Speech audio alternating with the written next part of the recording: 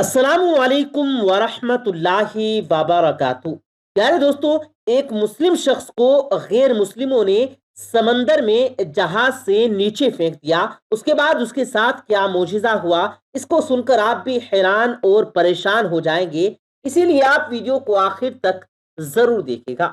اس سے پہلے اگر آپ نے ویڈیو کو لائک نہیں کیا تو ویڈیو کو لائک کریں، کیونکہ آپ کے ویڈیو کے ایک لائک سے ہماری حوصلہ افزائی ہوتی ہے اور ہمیں ہماری ویڈیو بنانے کا مقصد حاصل ہو جاتا ہے۔ تو چلیے دوستو، ویڈیو کا آغاز کرتے ہیں۔ پیارے دوستو، ایک سمندری جہاز جس پر کافی بوجھ تھا، تجارت کا سامان اور تاجر اس جہاز کے اوپر سوار تھے۔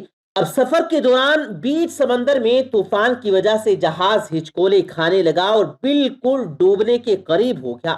تو جہاز کے کپتان نے ایک تجویز سب کے سامنے پیش کی کہ دیکھیں، جہاز کے اوپر بوجھ بہت زیادہ ہو گیا، اب ہم سب کو زندہ رہنا ہے تو آپ لوگوں کو کچھ سامان سمندر میں پھینک دیا جائے گا تو جہاز تھوڑا ہلکا ہو جائے گا اور ہم آسانی کے ساتھ کنارے لگ جائیں گے، کیونکہ ہماری جانیں زیادہ قیمتی ہے سامان کے مقابلے میں۔ سب نے کپتان کی بات پر اتفاق کیا اور سب نے کہا کہ ایک نیا سوداگر ہے، یعنی کہ ایک جو نیا تاجر ہے وہ بالکل نیا ہے، وہ کافی سامان اپنے ساتھ لے کر آیا ہے، اس کا سامان سمندر میں پھینک دیا جائے تو اس سے ہم سب ڈوبنے سے بچ جائیں گے۔ اس کا جتنا سامان ہے اگر اتنا پھینک دیا جائے تو ہمارا جہاز آسانی کے ساتھ کنارے لگ جائے گا۔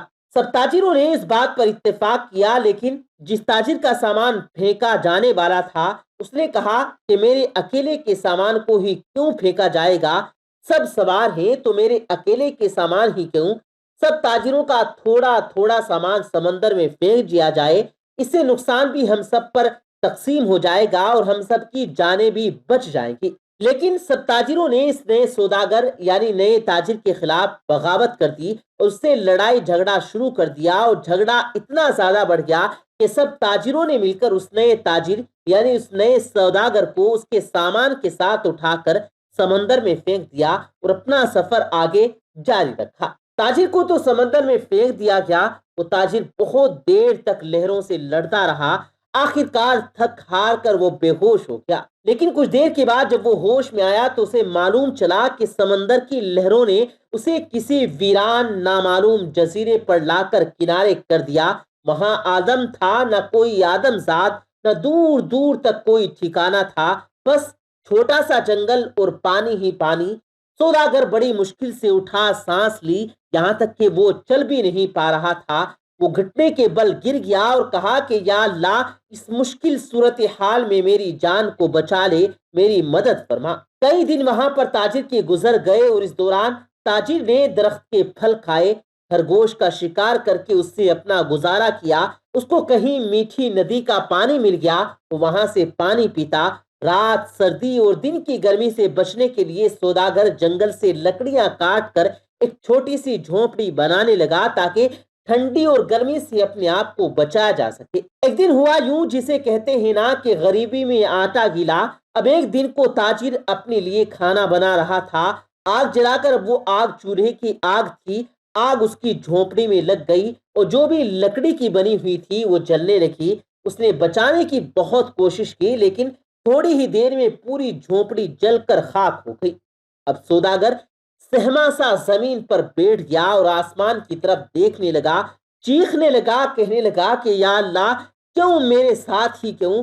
آخر میرے ساتھ ہی ایسا کیوں ہو رہا ہے؟ تمام مصیبتیں، تمام آزمائشیں میرے ساتھ ہی کیوں؟ اکثر ہم لوگ بھی شکایتیں کرتے ہیں نا کہ میرے ساتھ ہی کیوں، یہ آزمائش میرے ساتھ ہی کیوں، یہ مصیبت مجھ پر ہی کیوں؟ ایسے ہی اس تاجر نے بھی کہا، یا اللہ، ایک تو مجھے غلط طریقے سے سمندر میں پھینک دیا گیا، اب یہ چھوٹی سی جھونپڑی میں نے بنائی تھی، یا اللہ تو نے اس کو بھی جلا کر راکھ کر دیا۔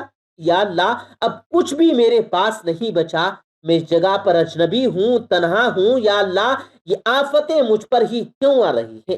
ایسی بہت ساری شکایتیں اس سوداگر نے اللہ تبارک و تعالیٰ کی بارگاہ میں کی اور غم کے مارے وہ بھوکا ہی سو گیا۔ لیکن صبح ایک حیرت انگیز واقعہ اس کا انتظار کر رہا تھا۔ جب وہ صبح اٹھا تو اس نے دیکھا کہ اس کے جزیرے کے قریب ایک جہاز نظر آیا۔ کچھ لوگوں کو اس نے دیکھا جو اسے لینے کے لیے آئے تھے، اس کی مدد کرنے کے لیے آئے تھے۔ انہیں دیکھ کر وہ بڑا حیران ہوا۔